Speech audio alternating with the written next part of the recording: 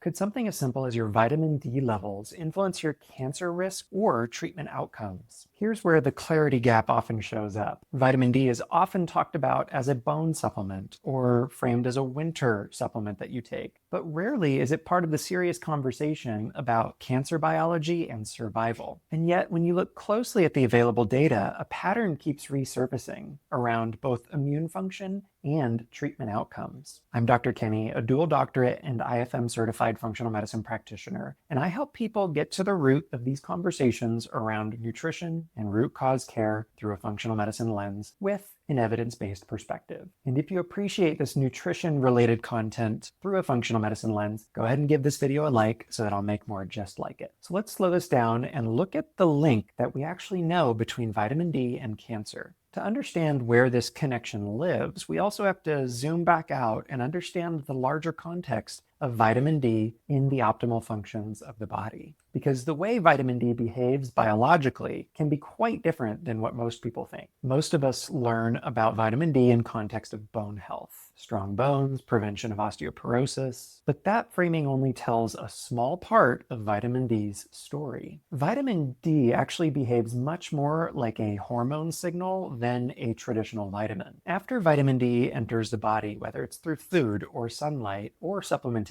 it gets converted into its active form. Once activated, vitamin D can then bind to receptors known as VDRs, or vitamin D receptors. And they are found throughout the body, not just the bone, but in your endocrine system, in your nervous system tissue, even in your gut. In other words, vitamin D is not just a bone metabolism supporting supplement. It plays a role in regulating how cells across these systems communicate with each other. It influences processes all the way from immune system communication to helping regulate inflammatory processes. And it affects how your cells grow, differentiate, and clean themselves up in the event that something's going wrong. When researchers started mapping where vitamin D receptors were found throughout the body, they quickly found that it's not just a skeletal health vitamin. And so this multi-system influence of vitamin D begs the question, if it plays roles in regulating the immune response and inflammation, could that influence diseases in which those systems become dysregulated, such as with cancer? And that question is exactly what led researchers to evaluate the effects of vitamin D in cancer research trials. A large systematic review and meta-analysis was published in 2023 that looked at participants that were taking vitamin D in these cancer trials, and it involved over 100,000 participants. And what was found was somewhat surprising depending on who you speak with. Vitamin D supplementation did not significantly reduce how often cancer developed in this population. But when researchers looked specifically at cancer mortality outcomes, the results teased out a bit more of an important detail. Across the trials, daily vitamin D supplementation was associated with about a 6% reduction in cancer mortality rates. And the stronger effects in cancer mortality were seen in those who were taking daily supplements versus larger single spaced out doses. What these results show is that vitamin D may not play a role in the development of cancer, but it may influence how the body responds when cancer is present. And that distinction is important because it suggests that the role of vitamin D is more in the biological environment that surrounds cancer, rather than acting like a simple black and white protective shield that protects against cancer altogether. And by the way, if you're someone who likes to explore the deeper research and physiological patterns behind this conversation, I've included a free research summary that's in the pinned comment and the description below. Be sure to subscribe because I drop these with my content regularly. So if vitamin D might influence the way the body responds to cancer, the next step you may be asking is why? What biological systems would allow a nutrient or a hormone signal like vitamin D to influence cancer outcomes in the first place? One of the biggest clues appears in your immune system. Your immune system is constantly performing a process known as immune surveillance. This simply means that your immune cells are continuously scanning the environment for cells that look abnormal. They could be mutating or growing inappropriately, aka cancer cells. When those mutated cells are detected early enough, the immune system can mount a response known as apoptosis, or programmed or planned cell death. Vitamin D plays a regulatory role in this very important cleaning up process. The active form of vitamin D helps to coordinate how immune cells communicate with each other, but also it helps to maintain the balance between immune activation and immune tolerance. When vitamin D signaling is interrupted or insufficient, that communication becomes less efficient as well. And when researchers look at population data, this pattern shows up again and again. Observational data that was summarized by the National Cancer Institute has consistently found that people with lower vitamin D levels have higher rates of cancer mortality as compared to those with higher vitamin D levels. That definitely doesn't mean that vitamin D is the only player in cancer outcomes, but it does reinforce the idea that your vitamin D status may influence how well your immune system both recognizes and responds to abnormal cell growth. So once researchers started teasing out and seeing this pattern of the immune system signaling environment around cancer, another question naturally emerges. If your vitamin D status appears to be correlated with cancer outcomes, what levels of vitamin D actually support these systems best?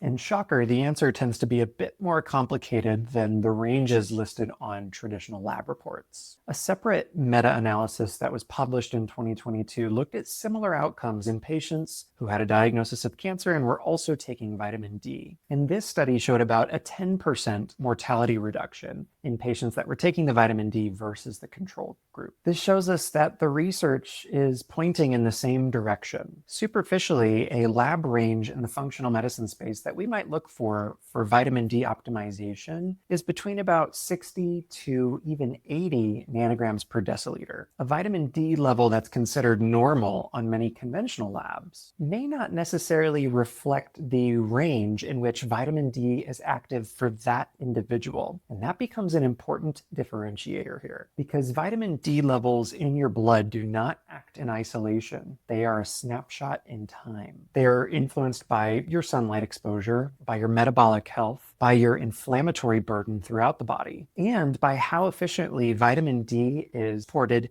after being produced in the body. And when you start to look at how these systems interact with one another, you can start to see how vitamin D plays a role that's central to connecting multiple systems together. It essentially becomes a window into how these multiple functional systems are interacting with one another. Considering this amount of individuality, it's normal to wonder why vitamin D levels vary so much from person to person. Even some of those who spend plenty of time outdoors have low vitamin D levels, for instance. Others may take supplements for long periods of time and see it barely shift their numbers. So what's actually controlling vitamin D levels throughout the body? One factor, of course, is sunlight exposure itself. Vitamin D is produced in the skin, where ultraviolet B rays interact with cholesterol in the more superficial layers of the skin. And that reaction that takes place begins a multi-step process that turns vitamin D into its active form. But sunlight is only the first step in this complex pathway. After vitamin D is produced or taken in through food and supplements, it has to go through two additional activation steps that take place in the body. The first conversion happens predominantly in the liver, where vitamin D is transformed into 25-hydroxy vitamin D, which is the main form that's measured on typical blood labs. The second conversion step happens mostly in the kidneys and immune tissues, where that vitamin D transforms into its active form that actually acts on the vitamin D receptors. And what this means is that vitamin D status is not just related to sunlight exposure alone. This is where it's influenced by liver health, kidney health,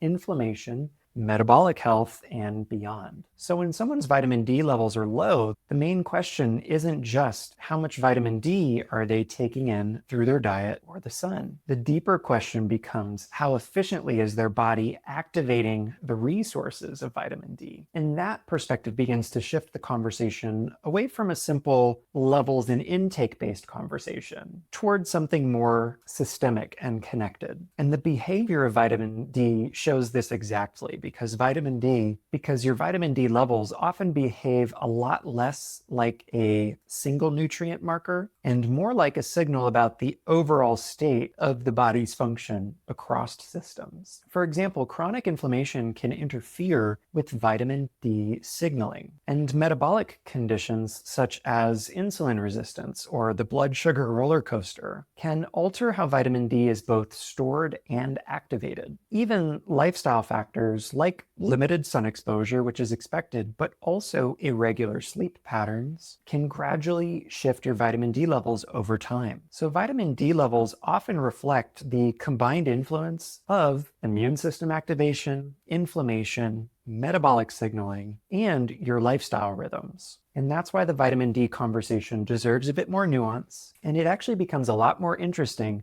when we step away from the conversation of a single nutrient fixing a single disease. Instead, vitamin D offers a window of insight into your broader physiological and functional balance. When levels are low, it can signal us to look deeper and realize that something in the system needs deeper attention. And not just supplementation, but rather the underlying conditions and tissues that coordinate vitamin D levels throughout the body in the first place. And once you start seeing vitamin D through this systems-based lens, another layer often begins to appear around how the immune system is coordinating communication with your energy systems. In particular, vitamin D plays a role in the way that your energy systems and immune system are communicating at the cellular level. And this video here walks through that exact relationship. I'm Dr. Kenny, Root Cause Health Detective. Thank you for watching, and I'll see you in the next video.